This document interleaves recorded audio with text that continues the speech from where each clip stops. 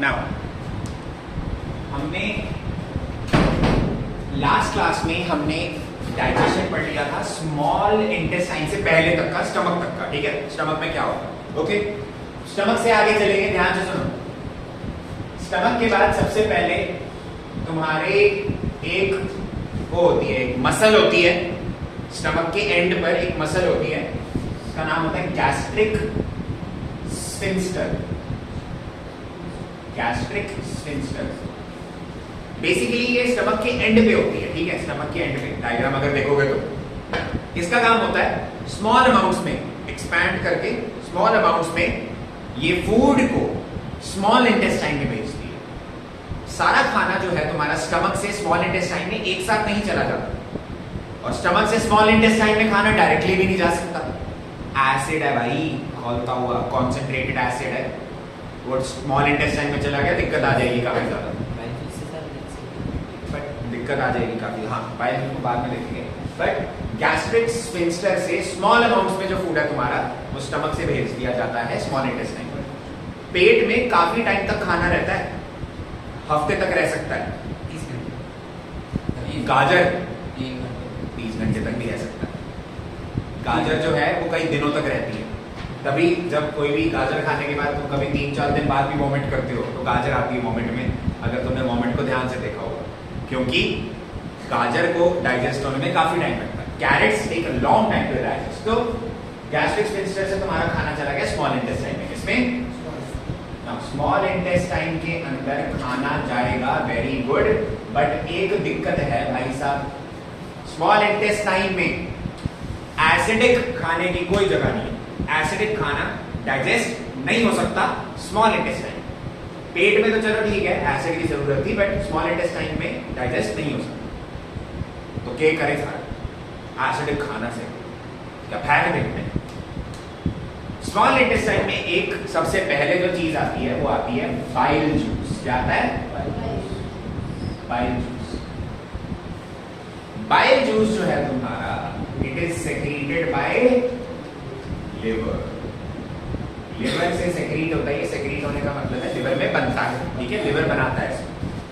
And तुम्हारा bile juice store होता है, stored in gall bladder. Gall bladder में स्टोर, किसमें स्टोर होता है? Gall bladder. आगे समझ क्लियर है? पक्का चलेगा? बाइल जूस जब आता है स्मॉल इंटेस्टाइन में, इसके दो काम होते हैं। सबसे पहले मैंने तुम्हें दिक्कत बताई, जो आ रहा है खाना वो एसिडिक है, दिक्कत वाली बात है, डाइजेस्ट नहीं होगी। तो बाइल जूस का सबसे पहला काम, it neutralises the food coming from stomach as it is alkaline. तुम्हारा बाइल जूस एल्कलाइन होता है। क्या होता है? एल्कलाइन का मतलब होता है वो हल्का हल्का बेसिक होता है। बेसिक बेस क्या होते हैं वो हम सेकंड चैप्टर में पढ़ेंगे केमिस्ट्री के इस साल। तुम्हें शायद पता हो एसिड का ऑपोजिट बेस काइंड ऑफ पता होगा शायद तुम्हें। यस, सो एल्कलाइन होता है बाइल जूस। एल्कलाइन का काम होता है ये न्यूट्रलाइज करता है फूड को जो कि स्टमक से आ रहा है। It neutralises the food coming from stomach. Any doubt? Clear है? पक्का? इसका दूसरा काम होता है, ध्यान से सुनना, ये काम इंपॉर्टेंट है, it breaks fat globules into smaller globules. Globules का मतलब पार्टिकल्स होते हैं। ये फैट ग्लोब्यूल्स का मतलब होता है पार्टिकल। ये फैट पार्टिकल्स को तोड़कर, पीसेस कर स्मॉलर ग्लोब्यूल्स में तोड़ देते हैं। फैट ग्लोब्यूल्स को तोड़कर स्मॉलर ग्लोब्यूल्स ये बना देता है, स्मॉलर पार्टिकल्स बना देता है। तो ग्लिसरॉल हो गया। क्या हो गया ये? ग्लिसरॉल नहीं, मैंने डाइजेस्ट लिखा है। बच्चे कंफ्यूज हो जाते हैं, तो सर ये बाइल जूस डाइजेस्ट करता है फैट्स को? नो, गलत बात है ये, ऐसे मत बोलना।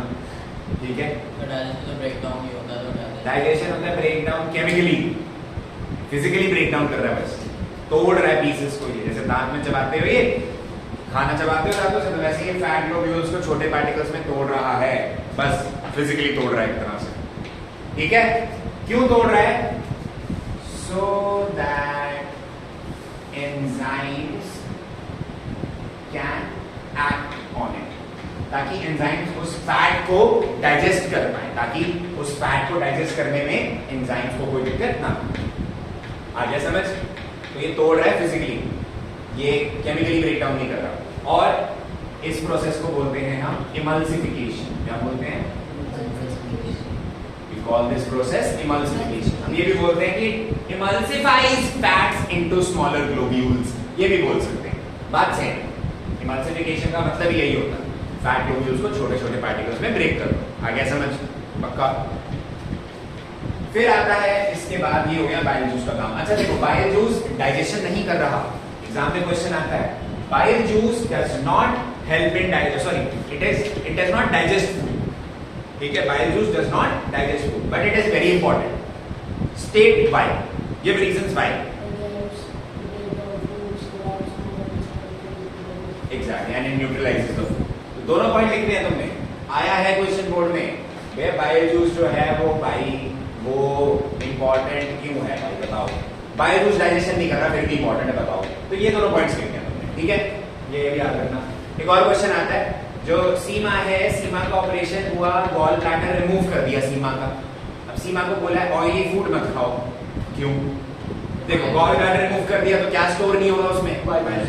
बाइल जूस स्टोर नहीं हो पाएगा उसमें, तो भैया स्मॉल इंटेस्टाइन में उसकी आने में दिक्कत हो जाएगी। बाइल जूस, बाइल जूस का काम क्या है? फैट ग्लोब्यूल्स को स्मॉलर ग्लोब्यूल्स में कन्वर्ट कर रहा है। ऑयली फूड जो होता है तुम्हारा, ऑयली फूड के अंदर फैट बहुत ज्यादा होता है, फैटी फूड होता है ना वो ऑयली फूड, तो उसके अंदर फैट्स अगर ब्रेक डाउन नहीं होंगे तो वो डाइजेस्ट भी अच्छे से नहीं हो पाएंगे। तो Seema fatty foods, oily foods digest नहीं कर पाएंगे। आगे समझ सबको? पक्का? यहां तक कोई दिक्कत? Any doubt? फिर आता है पैनक्रियाटिक जूस। नाम से क्या लग रहा है, कहां से आता है ये, कहां से बन रहा है?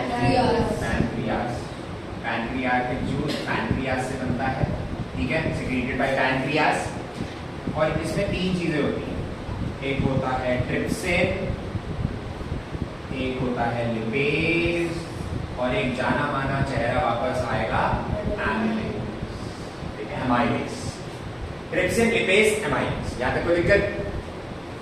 ये डाइजेस्ट करता है प्रोटीन, ट्रिप्सिन डाइजेस्ट करता है प्रोटीन्स, लिपेज डाइजेस्ट करता है फैट्स, और एमिलेज डाइजेस्ट करता है कार्बोहाइड्रेट्स। यहां तक कोई दिक्कत किसी को? आगे सबको समझ क्लियर है?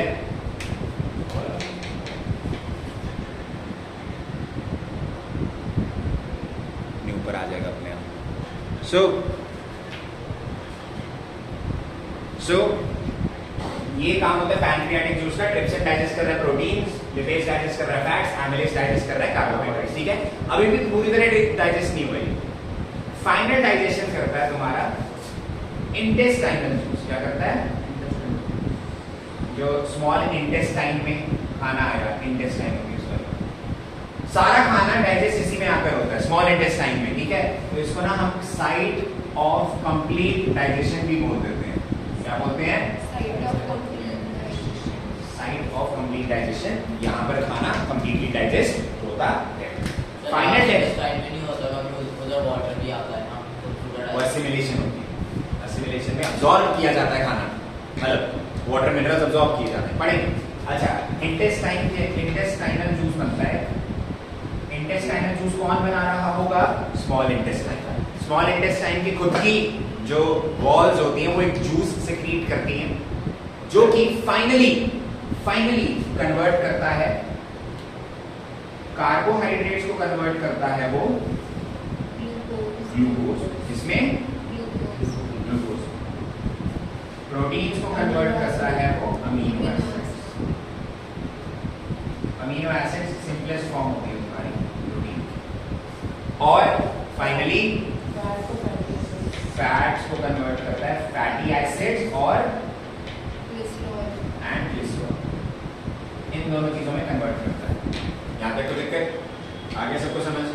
फाइनल काम इंटेस्टाइनल जूस का है। डाइजेशन कंप्लीट हो गई यहाँ पर, डाइजेशन कंप्लीट। Any doubt? आगे सबको समझ? फिर कंप्लीट डाइजेशन तुम्हारी एक तरह से इंटेस्टाइन के अंदर। उसके बाद पढ़ते हैं डाइजेशन के बाद क्या आता है सर? थर्ड स्टेप क्या होता है? अब्जॉर्प्शन। क्या होता है? तो तुम्हारी जो इंटेस्टाइन की वॉल्स होती हैं, इंटेस्टाइन की वॉल्स के अंदर ना छोटे छोटे फिंगर लाइक प्रोजेक्शन होते हैं। फिंगर लाइक छोटे छोटे छोटे छोटे ऐसे प्रोजेक्शन, जिनको हम बोलते हैं विलाई। क्या बोलते हैं? बिल्ली, विलाई वगैरह। ये जो विलाई है, these are finger like projections। Finger जैसे देखते हैं, माइक्रोस्कोपिक होते हैं। और ये जो विलाई होती है, इसका काम होता है, ये सरफेस एरिया बढ़ा देती है एब्जॉर्प्शन का। क्या बढ़ा रही है ये? Surface area for absorption. यार मान लो ये विलाई नहीं है यहाँ पे, तो देखो कितना प्लेन सरफेस है, कम एरिया है। लेकिन यहाँ पर अगर विलाई आ जाएगी बहुत सारी, तो एरिया क्या हो जाएगा उसका? इंक्रीज हो जाएगा, बढ़ जाएगा। सिंपल। अरे यार इधर देखना, स्ट्रेट लाइन है और एक ऐसे zigzag लाइन है। एरिया किसका ज्यादा है? इसका है। सिंपल। और विलाई हेल्प कैसे करती है एब्जॉर्प्शन में? ध्यान से देखो। विलाई की बाहर, मतलब विलाई की ऑपोजिट साइड, इंटेस्टाइन की वॉल्स के बाहर छोटी छोटी कैपिलरीज होती है। क्या होती हैं? लॉन्ग स्टोरी शॉर्ट बताऊंगा कैपिलरीज क्या होती है। ब्लड कैपिलरीज होती हैं, इनमें ब्लड फ्लो करता है। तो विलाई के बाहर ब्लड कैपिलरीज है, ब्लड फ्लो कर रहा है उनमें।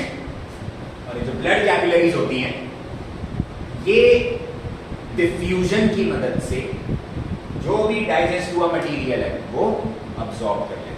तो विलाई की मदद से तुम्हारा खाना ब्लड में, ब्लड कैपिलरीज में ब्लड है ना, ब्लड में भेजा जा रहा है, डायरेक्टली ब्लड में भेजा जा रहा है। यहां देखो दिक्कत, ये कैपिलरीज जो है, ब्लड कैपिलरीज, ये तुम्हारा स्मॉल इंटेस्टाइन की वॉल्स से खाना अब्सॉर्ब कर लेती हैं। अंदर नहीं होती है स्मॉल इंटेस्टाइन के, बाहर होती है, और अब्सॉर्ब करने में पूरी बॉडी में फैला देती है। तो ये हो गई अब्सॉर्प्शन। क्या हो गई? अब्सॉर्प्शन। अच्छा, बचा कुचा जो मटेरियल होता है वो भेजा जाता है लार्ज इंटेस्टाइन। इसमें भेजा जाता है, ये होते हैं स्मॉल इंटेस्टाइन खत्म, लार्ज इंटेस्टाइन में बची कुछ चीजें गई। जो भी बचा हुआ मटेरियल, तुम्हारा फूड जो बचा हुआ है, उसमें अपना वाटर थोड़ा बहुत प्रेजेंट होता है और थोड़ा बहुत मिनरल्स प्रेजेंट होते हैं, विटामिन्स अब्सॉर्ब करने के लिए। वो तो विलाई करती है ना, विलाई अब्सॉर्ब करके भेजेगी कहां पर? Blood capillaries. So large intestine में जो तुम्हारे वाटर और मिनरल्स होते हैं वो अब्सॉर्ब करे जाते। वो अब्सॉर्ब करने का काम है लार्ज इंटेस्टाइन का, वाटर और मिनरल्स को। इस प्रोसेस को बोलते हैं assimilation, the digestion of water and minerals by large intestine. Large intestine ने वाटर डाइजेशन वगैरह, सॉरी असिमिलेशन कर ली, अब्सॉर्ब कर लिए वाटर मिनरल्स, ठीक है। तो जो बचा हुआ चीज है वो वेस्ट है। लार्ज इंटेस्टाइन की एग्जिट में एक होल होता है जिसको बोलते हैं एनस। एनस के थ्रू उस वेस्ट मटेरियल को बाहर निकाल दिया जाता है। Is that clear? रेक्टम भी होता है, लेकिन क्या होता है? एक रेक्टम होता है। रेक्टम वो रास्ता है जिसके थ्रू एनस होल आ रहा है, ठीक है। रेक्टम इज दैट पाथ, रास्ता है। और रेक्टम के आसपास ना मसल्स होती हैं, रेक्टम के आसपास मसल्स होती हैं जिसको एनल स्फिंक्टर बोलते हैं। एनल स्फिंक्टर बेसिकली इसका काम भी वही है कि जैसे गैस्ट्रिक स्फिंक्टर का काम था, ठीक है, स्मॉल, उसमें एक्सपैंड करके छोटे छोटे पीसेस को ये स्मॉल इंटेस्टाइन में भेजती थी। एनल स्फिंक्टर का काम होता है एक्सपैंड करके छोटे छोटे पीसेस को इजेक्ट करना, बाहर निकालना। Helps in 2 number. यहाँ तक लेकर आगे समझ? अपेंडिक्स का कुछ काम नहीं पड़ता। ओके, क्लियर है नहीं वाला? This was nutrition in human beings. पढ़ो पूरा सारा न्यूट्रिशन इन ह्यूमन बीइंग्स, पूरा अच्छे से पढ़ो। रेस्पिरेशन भी शुरू करता है, ठीक है।